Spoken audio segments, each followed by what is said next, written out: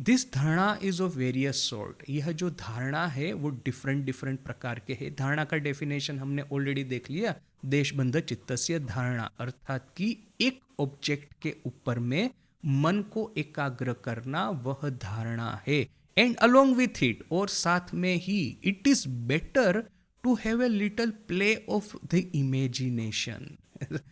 हम धारणा जो है, पहले तो स्वामी जी ने समझाया कि एक के बाद एक विभिन्न ऑब्जेक्ट के ऊपर में मन को एकाग्र करना वो है धारणा। अब किंतु साथ साथ में ही यदि हम थोड़ा सा इमेजिनेशन, प्ले ऑफ इमेजिनेशन, देखिए कल्पना की रमत, स्वामी जी शब्द भी कैसा सुंदर यूज करते हैं, प्ले ऑफ इमेजिनेशन, कल्पना की रमत, साथ साथ में थोड़ी सी कल्पना की रमत करना भी, कल्पना की लीला करना भी अच्छा है। फॉर इंस्टेंस, जैसे कि the mind should be made to think of one point in the heart. अपने मन को कहो कि अपने हृदय में एक बिंदु के ऊपर में अपने को केंद्रित करे।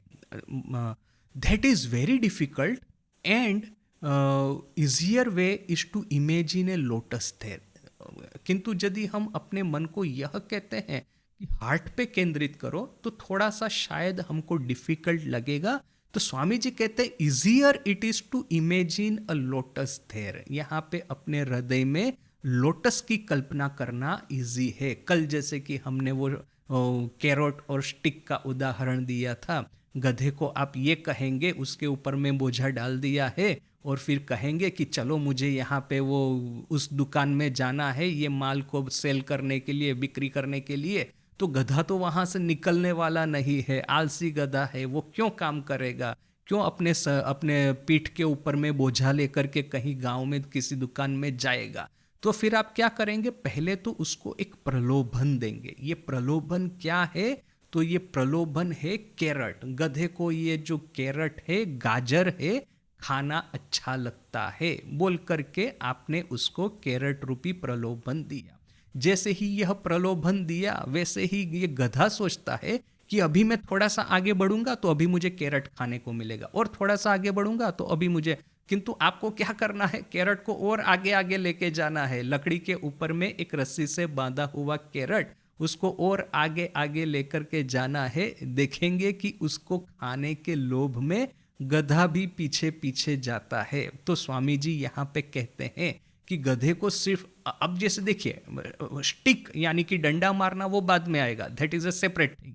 किंतु सिर्फ गधे को आप कन्विंस ही करेंगे कि अरे भाई तुम चलो, थोड़ा सा मुझे काम है, ये काम निपटाना है, ये बोझा लेकर के वहां पे जाना है, चलो, वो एक्सप्लेन करने से, विनती करने से वो सुनने वाला नहीं है, तो उसको एक प्रलोभन दे दिया।